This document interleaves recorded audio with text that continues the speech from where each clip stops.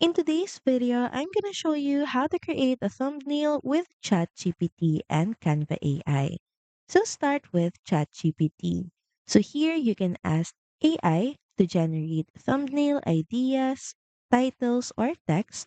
So you can type a prompt like this, create a catchy YouTube thumbnail text for a fitness video, then send it to ChatGPT and here, pick the best headline or hook for you. Make sure that it's short, bold, and attention grabbing works best. Then next, head over to Canva AI, then select design, then choose social media, and for the category, choose YouTube thumbnail. And now here, paste your idea. You can start typing your prompt. So your prompt could look like this. So all you have to do is send this to Canva AI and let Canva AI generate the thumbnail for you. Canva AI might give you options, so just choose the design that you prefer.